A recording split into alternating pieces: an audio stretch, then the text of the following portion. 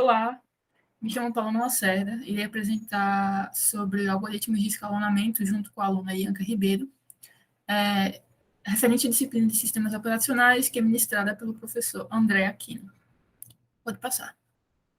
Bom, primeiramente, a gente precisa entender um dos principais componentes da gerência de tarefas é o escalonador, que ele vai ser responsável por decidir a ordem de execução das tarefas que já estão prontas. Entendendo o que é esse escalonador, nós podemos primeiro definir quais são os tipos de tarefas. Existem vários critérios que a gente vai utilizar para definir uma tarefa, mas os dois principais, ele pode ser dividido pelo comportamento temporal e pelo comportamento no uso do processador. Pelo comportamento temporal, nós temos as tarefas interativas, as tarefas de tempo real e as tarefas em lote. As tarefas interativas, elas são principalmente caracterizadas pelos eventos externos que o usuário ou a rede pode implicar naquela tarefa. E, por conta disso, ela precisa ter uma resposta rápida. A tarefa de tempo real também precisa ter uma resposta rápida, porque ela está associada diretamente com os sistemas críticos de todo o sistema. A tarefa em lote, ela normalmente não é executada sem intervenção externa, ou seja, ela não precisa de nenhum usuário ou de nenhuma ação externa da rede para ser executada. Um exemplo dessa tarefa seria, por exemplo, os backups, as varreduras de vidas que acontecem de forma automática.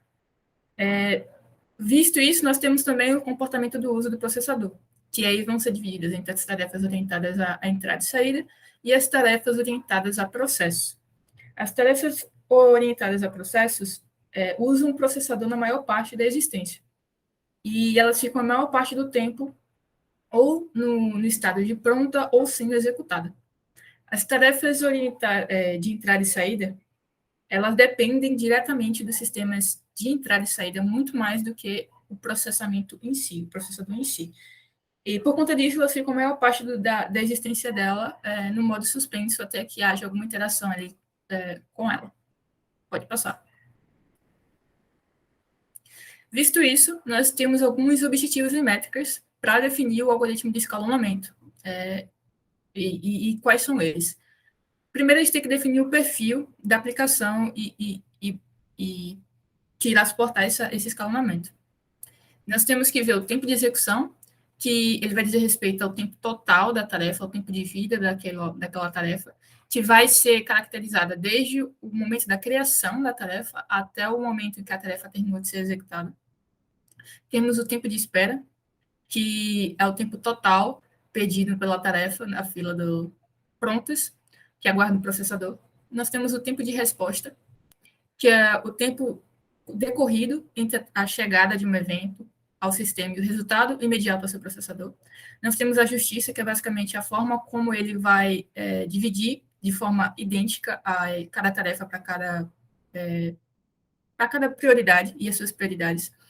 E a eficiência, que vai indicar o grau de utilização do processador na execução das tarefas do usuário. Pode passar. Tendo isso, nós temos o escalonamento preventivo e o escalonamento cooperativo. Os sistemas preventivos, eles têm por característica a existência de um quantum, onde você vai definir um tempo de execução para determinada tarefa. Ou seja, uma determinada tarefa vai ser executada até aquele quantum zerar, e depois disso, caso ela não seja finalizada naquele tempo, ela vai voltar para a fila de execução e esperar ser executada novamente. Os sistemas cooperativos, não. Você vai executar aquela tarefa até aquilo ali finalizar, independente das tarefas que estejam atrás. Ou seja, ela é sequencial e linear. Pode passar. Os algoritmos de escalonamento, vamos definir aqui um cenário. A gente vai dividir 5 tarefas, e aí a gente vai levar em consideração o ingresso dessa tarefa, a duração dela e a prioridade dela. E vamos considerar também que as tarefas são orientadas a processamento. E cada tarefa tem um tempo de processamento que necessita para realizar a execução e uma prioridade. Pode passar. Primeiro, nós temos o primeiro algoritmo de escalonamento, que é o First Come, First Served, que ele é um algoritmo cooperativo e é a forma mais elementar que existe. Foi um dos primeiros a serem criados. e as tarefas são executadas de forma sequencial à medida que elas vão ficando prontas ali. Então, como no exemplo aí, nós temos a tarefa 1 e a tarefa 2 só vai ser executada depois que finalizar 1, a 3 depois que finalizar 2 e assim por diante. Pode passar. Diferentemente, nós temos o algoritmo Round Robin, que ele já adiciona a preempção para aquele algoritmo anterior. Que aí, em vez de executar as tarefas sequencialmente, você vai ter o quantio, que vai definir o tempo daquela tarefa, e se esse quantio zerar, ele vai executar a próxima tarefa. E se o quantio for zerar, e vai levar, essa no caso, a tarefa para o final da fila e executar aquilo ali sequencialmente. Pode passar. Beleza. Aí, esse algoritmo aqui de escalonamento, como o nome sugere, menor tarefa primeiro, ele vai entregar para o processador a tarefa mais curta da fila. Ou seja, vai ser necessário estimar antes da execução a duração de cada tarefa. E aí a gente já vê uma desvantagem, né, que é essa estimativa, na maioria das vezes, é inviável. Por exemplo, como é que eu vou estimar por quanto tempo um editor de texto vai ser utilizado? É difícil. Por causa desse problema que o algoritmo SJF puro, ele é pouco utilizado. No entanto, se você associar ele com o algoritmo RR, que a Paloma falou anteriormente, esse algoritmo ele pode ser de grande valia, sobretudo para tarefas orientadas à entrada e saída, né? Que, como a Paloma também explicou anteriormente, eles usam menos o processador. Beleza, o algoritmo que eu falei agora, o SJF, ele é próprio de sistemas cooperativos. Já esse aqui, o SRTF, ele é uma variante pré-emptiva, certo? Ele tem preempções. Ou seja, aqui no escalonador ele vai comparar a duração prevista de cada tarefa que vai ingressar na fila com o tempo de processamento restante das demais tarefas que já estavam lá. Inclusive a que está rodando agora no processador. Então, por exemplo, se a nova tarefa ela tiver um tempo restante menor, ela vai receber o processador imediatamente, que é como está acontecendo ali com a tarefa 4, certo? Ela entrou na fila, o tempo dela era menor que a tarefa 3, então ela recebeu o processador e depois a tarefa 3 voltou a executar. Nesse algoritmo de escalonamento, ele vai permitir obter os mínimos valores de execução e de espera, né? Uma das métricas lá que falamos no começo. E ele vai tornar o processamento de tarefas curtas muito mais eficiente, mas ainda assim vai haver o risco de inanição das tarefas mais longas. Pronto, a partir de agora nós vamos ver algoritmos que utilizam o conceito de prioridade de tarefas. E assim como nos dois últimos, esses também possuem algumas variantes cooperativas e outra pré-emptiva.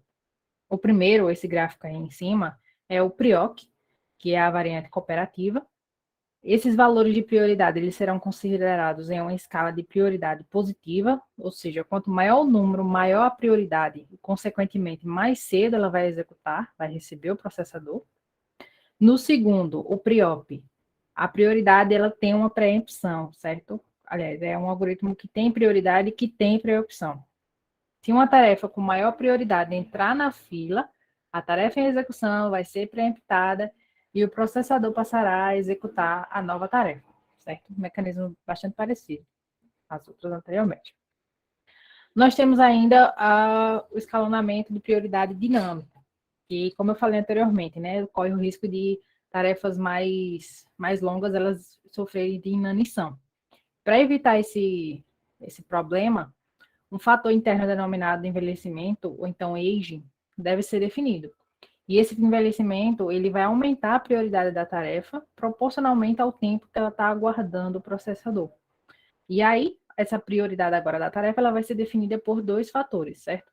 Um valor que foi estabelecido anteriormente, né, que geralmente já vem da aplicação, e por outro valor variável que vai ficar aumentando quanto mais tempo essa tarefa fica na fila. Ou seja, a prioridade dela aumentando, a chance do escalonador escolher essa tarefa para receber o processador e ser executada vai ser maior. Tá? E aqui, por último, nós temos uma comparação entre todos os algoritmos que a gente viu até então, que a gente consegue ver que o tempo de processamento, de fato, ele não vai alterar, porque ele depende mais da carga de processamento de cada tarefa do que da ordem de execução em si. E os algoritmos que priorizam as tarefas mais curtas são os que obtiveram os melhores resultados aqui, certo? E seguido pelo que tem uma prioridade com preempção, que esse aqui ele teve mais trocas de contexto. E isso aqui sim pode afetar o desempenho do processador. Muito obrigado por assistir. Esperamos você na próxima.